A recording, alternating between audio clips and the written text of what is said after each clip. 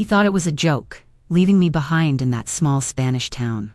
I stood there, confused, staring at the note taped to the hotel door. Hope you brought your walking shoes. Just a joke. Meet you back in London, it read. A joke. It felt like a slap in the face, and I didn't know what to think. At first I thought maybe I was just misunderstanding things, but the more I looked at it, the more I realized it wasn't funny. Not to me. Not in that moment. A month later, he found me in the Netherlands, stronger, calmer, and gone. He didn't expect that. I could see the confusion in his eyes, the panic as he realized that I wasn't the same woman he had left behind. But for me, it wasn't about him anymore. It wasn't about waiting for him to come back and fix everything. It was about me finding myself again, after everything that had happened. Have you ever been betrayed by someone you trusted? Let me know below. But hold on, because there's more to this story than meets the eye. I want to thank you for listening. Wherever you're watching from, know that you're not alone in feeling betrayed. That feeling, when someone you love just turns their back on you, it cuts deeper than any wound. I know it well.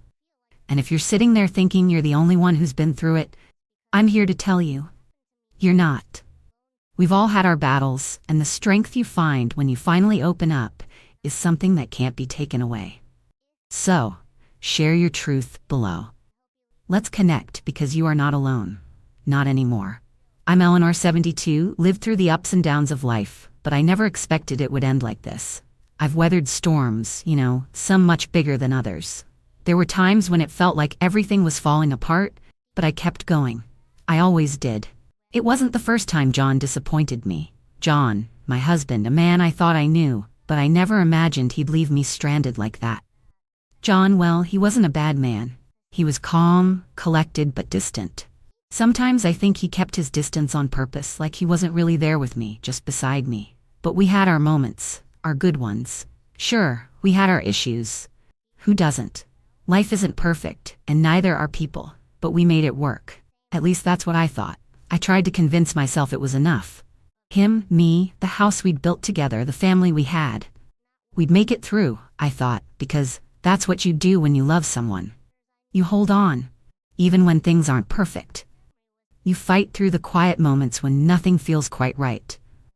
But in the end, I guess I was holding on to something that wasn't real.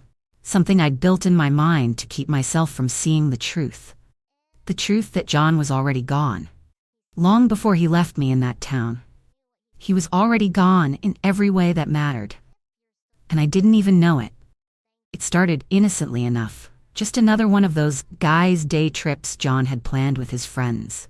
I remember thinking, maybe they needed some space. He'd been distant lately, and I figured this might do him good. Let him get away with his friends and unwind a bit. I thought I'd spend the day by myself, maybe explore the little Spanish town we were in, take in the sights. No big deal. So when John and his buddies left early that morning, I waved him off, a simple kiss on his cheek as he headed out the door. I never thought it would be the last time I'd see him that day. I never even considered that something would happen to change everything. I had no reason to. We had our problems, yes, but I didn't think for a second that I was about to be left behind. The sun was setting later that day, casting long shadows across the narrow cobblestone streets. The air had a certain warmth to it. That sticky kind of summer heat that wraps itself around you and doesn't let go. I could hear the distant chatter of tourists, the soft clink of glass bottles being poured at the little cafe down the street. It all seemed so normal, so calm. I thought for just a moment, maybe things were going to be all right. But that was before the silence took over, the silence that would soon swallow everything. I returned to the hotel, expecting to see him walk through the door ready to tell me all about their day out, but there was nothing. No John. No laughter from the group of men, just quiet. And that's when I saw it. The note, taped to the door in big, bold letters. Hope you brought your walking shoes, just a joke, meet you back in London. I stared at the note for what felt like an eternity, my heart pounding in my chest. I thought it was some kind of mistake, that maybe he'd be back any minute, laughing, apologizing for the prank. But as the minutes ticked by, the weight of it sank deeper. It wasn't a joke, it wasn't funny. They had left me, alone. I stood there holding that piece of paper in my hand, the words blurring before my eyes. It was one of those moments where the world just seems to stop. I couldn't move, couldn't think straight. I wasn't angry at first, just confused. How could he do this? How could they all just leave me like this, without a second thought, without even a goodbye? My mind kept racing, but no matter how many times I tried to convince myself that it was just some cruel misunderstanding, I couldn't shake the truth. I was stranded, with nothing but a cracked phone and €8 in my purse. A joke? That's what he called it. A joke. I sat there in that tiny hotel room, staring at that note like it had been written in another language. The words didn't make sense, not at first. Hope you brought your walking shoes. Just a joke. Meet you back in London. It didn't make sense, but the longer I stared at it, the clearer it became. They were gone. John and his friends. Just gone. And there I was, sitting alone in a foreign country with nothing but a cracked phone and €8 in my purse. I had no idea how I would even get back. I didn't even know where to start. The only thing that was certain was that they weren't coming back for me. Not today. Not ever. I could feel the emptiness creeping in, seeping through every crack in my mind. I thought I could wait it out, but then I realized there was nothing to wait for. I was on my own. The hotel staff didn't know me. They barely looked up when I walked through the lobby, too busy with their own work to care about the woman who was left behind. I was invisible to them, just another tourist passing through. Just another person with no name, no purpose, nothing to stand out. And strangely, I felt free. I felt like a shadow, moving in and out of their world without anyone taking notice. I didn't have to explain myself to anyone. I didn't have to answer questions or tell anyone where I was from or what I was doing. For the first time in years, I wasn't tied to anyone's expectations, not even John's. No one was waiting for me back home. No one at all. It was like the world had just shifted, and I was standing at the edge of it, alone. In a way, I felt like I had been given a new life, a second chance. But then, there was the truth. The cold, sharp truth that cut through the strange sense of freedom I felt. What did I do wrong? What had I missed all these years? Had I become someone he could just leave behind without a second thought? Was I just a joke to him? Was I nothing more than something to be tossed aside when he grew bored? When he needed a break from reality? The questions kept coming, one after the other, and I had no answers. I was left in this place, this small town, with nothing but memories of a life I thought I knew. Nothing but the crushing weight of betrayal. And even though I was free in a way, I couldn't escape the feeling that I had somehow failed. That I had failed him. That I had failed myself. I don't know what made me leave the hotel that day. Maybe it was the need for air, or the quiet desperation in my chest that told me to keep moving. I couldn't sit there any longer. Couldn't stare at that same note. Couldn't let the silence swallow me whole. So I walked. The sun had already started to dip behind the rooftops, casting long shadows on the cobblestone streets. Everything felt slower there, more deliberate.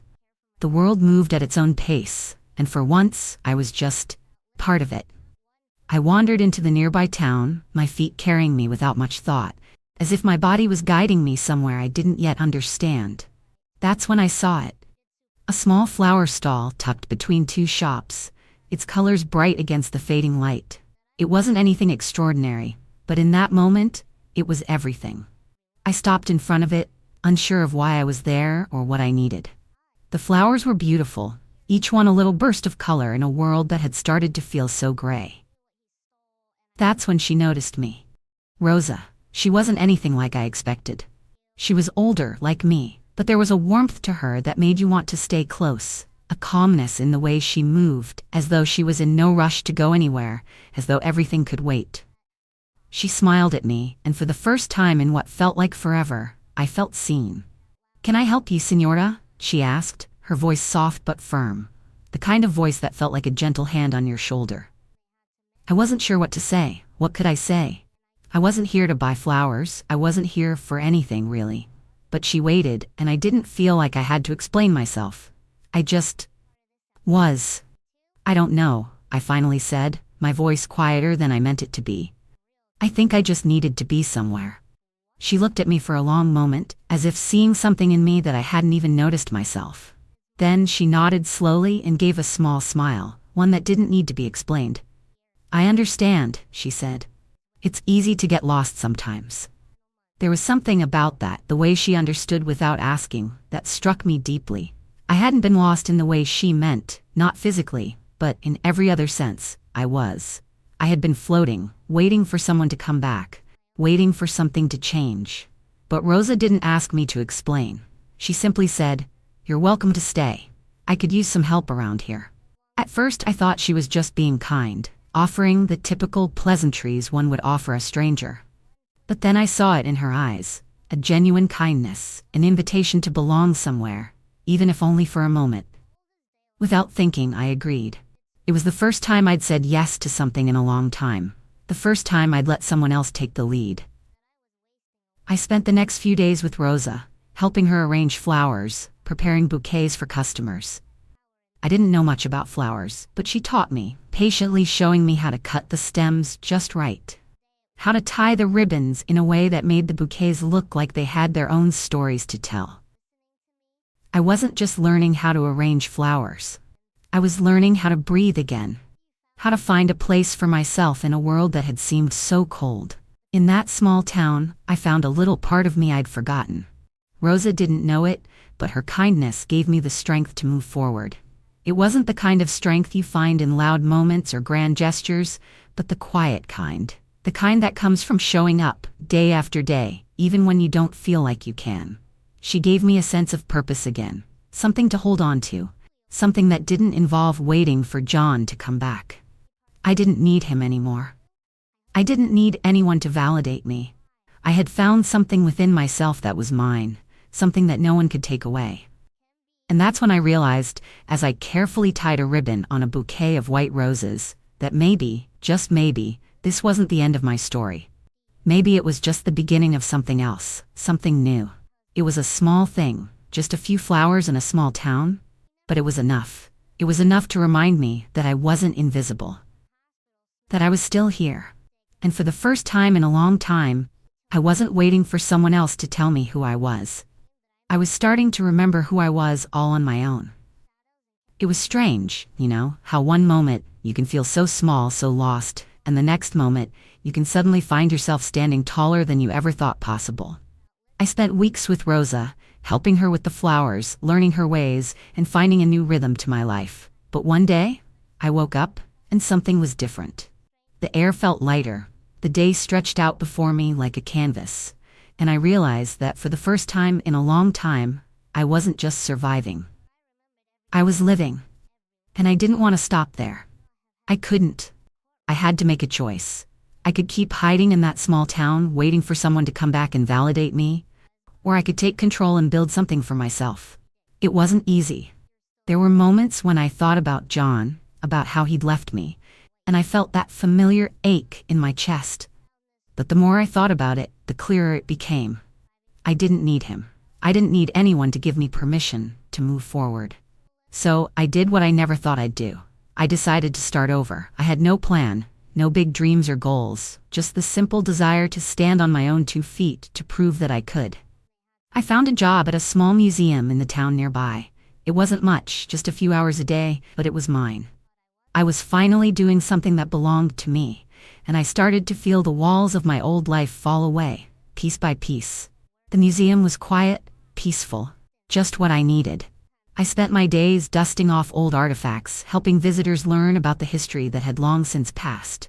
I'd read the stories of people who came before me, and something about that filled me with a sense of connection. Maybe I wasn't alone after all. But life has a funny way of pushing you forward when you least expect it. After a while, the museum hours weren't enough. I needed more. I wanted more. So, I found a small bakery in Amsterdam, and they offered me a job. I had no experience baking, of course, but the owner, a woman named Anna, didn't mind. She took me in, showed me how to knead the dough, how to make the most delicious pastries. There was something deeply satisfying about watching the bread rise, about seeing the dough transform into something beautiful, something useful. It felt like a metaphor for my own life. I was transforming too. But it wasn't just the work that changed me. It was the people. Anna, Rosa, the customers who came into the bakery. They all treated me like I was just another person, No labels, no judgments. They didn't see the woman who had been abandoned, the wife left behind. They saw me. Just me, Eleanor. That realization hit me hard one afternoon, while I was standing behind the bakery counter, wiping flour from my hands. I wasn't the wife left behind anymore.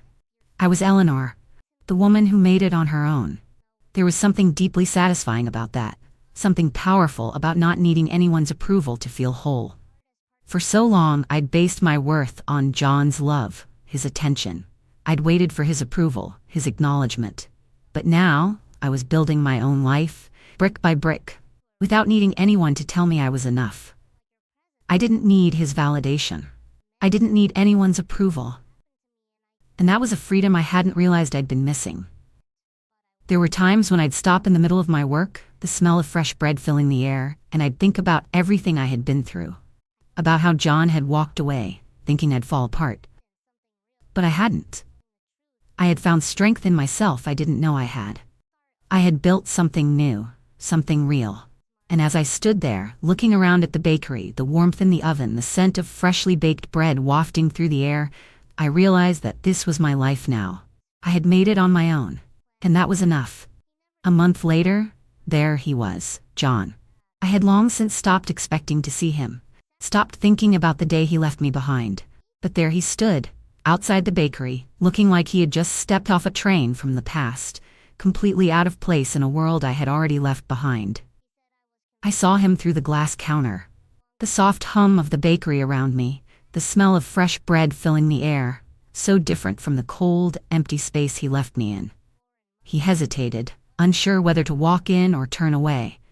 But I could see the desperation in his eyes, the way he scanned the room, searching for me. It wasn't long before he walked through the door, his eyes locking on mine, his face a mixture of confusion and something else I couldn't quite name.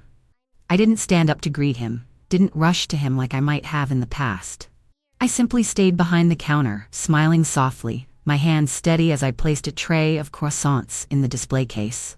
He stood there for a moment, almost frozen before he finally spoke. "Eleanor? I've been looking everywhere for you. Why didn't you come back? It was just a joke. I'm sorry." His words hung in the air, thick with the tone of someone who thought their actions could simply be brushed away, like a little mistake that could be excused with a simple apology. A joke, that's what he called it. The same words he used when he left me in that small town, as if my life could be some kind of punchline. But this wasn't a joke, and it never would be. I looked at him, my smile soft but unwavering, and I asked, calm and steady, "A joke, John? That's how you explain leaving me alone, with no way home?" His face faltered. I saw it, the way his breath caught in his chest, the way his eyes darted, looking for a way to fix the broken pieces. But I wasn't interested in his apology anymore. It wasn't enough. It would never be enough. He stood there, shifting his weight, his hands clenched at his sides. There was panic in his eyes, desperation, like he was searching for something, anything, to bring me back to who I had been. But I wasn't that woman anymore. I wasn't the woman who waited, who accepted his neglect. I had found peace, and I wasn't about to let him disturb it. His voice cracked slightly as he spoke again, his words stumbling over each other. "Eleanor, please. I didn't mean for things to get so out of hand. It wasn't supposed to go like this. I was just trying to get away, to clear my head." "I didn't think you'd." He trailed off, as if waiting for me to forgive him, to understand. But I didn't need to hear any more. I wasn't angry. There was no fire in me anymore, no rage or bitterness. What I had was clarity. And with that clarity came a calm I hadn't known I could possess. I looked at him, not with contempt or sorrow, but with something else, something stronger, indifference. "I'm not angry with you, John," I said quietly, my voice steady. "But I'm not who I was. I'm not the woman you left behind. I'm Eleanor, the woman who made it on her own." His face twisted, as if he didn't quite understand.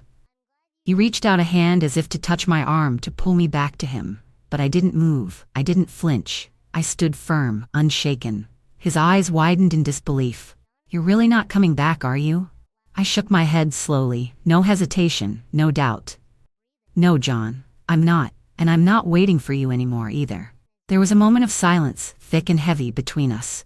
The bakery around us continued to hum with life, with the laughter of children, the clinking of coffee cups, and the soft thud of the door opening and closing. Life was moving on, and I was moving with it. He opened his mouth to say something else, but the words never came. Instead, he just stood there, staring at me, lost. And for the first time in my life, I realized that the person who was lost wasn't me. It was him. I turned my back to him then, not out of anger, but out of peace.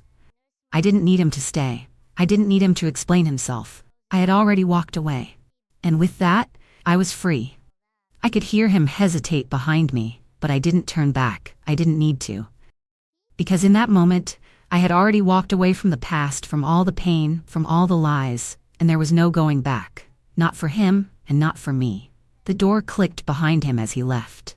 And as I continued my work, my hands steady, the smell of fresh bread filling the air, I realized that this was the life I had built, and nothing, not even John, could take that away from me. As I stood there behind the counter, my hands busy with the rhythm of the bakery, I couldn't help but glance up at him. John. It had only been weeks since he left me stranded, weeks since he thought his little joke would be the end of me. But here he was, standing in front of me, looking like a stranger, the man I had once loved, now reduced to nothing more than a shadow of the past. And in that moment, I realized something I hadn't fully understood before. I didn't need him. For the first time in a long time, I wasn't waiting for him to come back. I wasn't hoping for some kind of apology, some grand gesture that would somehow make everything okay. Because you see, I had already rebuilt my life. Slowly, piece by piece, I had woven a new existence for myself. It wasn't glamorous or exciting, it wasn't the life I had expected, but it was mine. And it was enough. I didn't have to ask for validation anymore. I didn't need anyone's approval to know that I was enough. I had found strength in myself that I hadn't even known was there. When you've been left alone, when the world feels like it's caving in, you have two choices. You can let it destroy you, or you can pick yourself up and rebuild. I chose to rebuild. And in that quiet bakery, surrounded by the warmth of the ovens and the scent of freshly baked bread, I realized that I had found peace. Real peace. Not the kind that comes from someone else apologizing or making things right, but the kind that comes from within. From knowing that I had stood on my own 2 feet and made it through. That was the peace I had earned, the peace I had claimed for myself. John's voice echoed in the background, but I didn't hear it the way I used to. His words no longer had the power to shake me. I had built a life where I didn't need to ask for permission to live it. I had learned that the only person whose approval mattered was my own. You can't expect people to value you when they've already walked away, I thought to myself, the words settling into my heart. But you can choose to walk away first. And that's exactly what I did. I walked away from the version of myself that had been left behind, the one who had waited for someone else to fix her life. I walked away from the fear, the sadness, the resentment that had weighed me down for so long. I chose to walk into a future that was entirely mine. A future where I didn't need anyone else to define my worth. As I looked around that little bakery, at the flour-dusted counters and the smiling faces of the customers, I realized just how far I'd come. From that lonely hotel room to this moment, I had found my strength, my independence, and most importantly, my peace. I wasn't just surviving anymore, I was living. And for the first time in years, I felt whole. John returned a few days later. He came in, looking just as lost as the first time I saw him. His eyes were searching for something I couldn't give him anymore.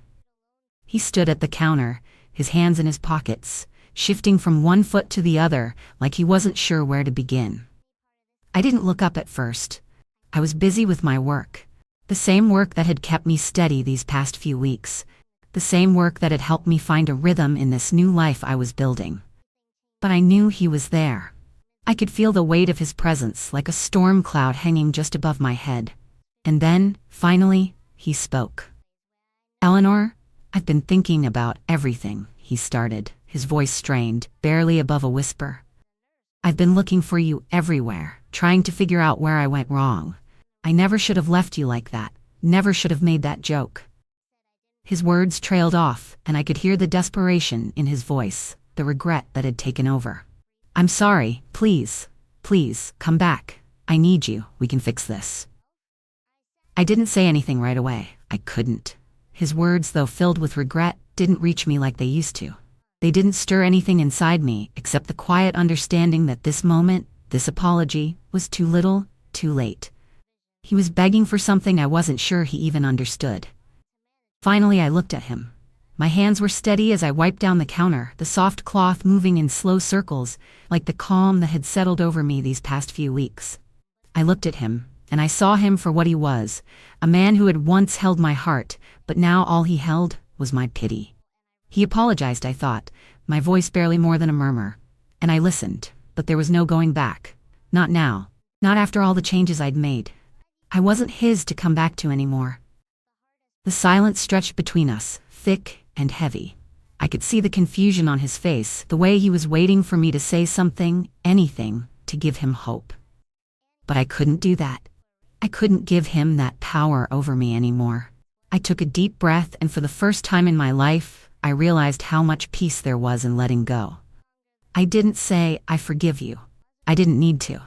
Because in my heart, I had already forgiven myself. I had forgiven myself for the years I spent believing I wasn't enough, for allowing him to make me feel like I was disposable. I had forgiven myself for not seeing the truth sooner, for letting his actions define me. But the greatest gift I gave myself was that I had let it all go. There was no more anger, no more bitterness, just peace. And that peace came from knowing that I didn't need his approval to be whole. John stood there, waiting for something. Maybe an answer, maybe some sign that I still cared, but the truth was, I didn't.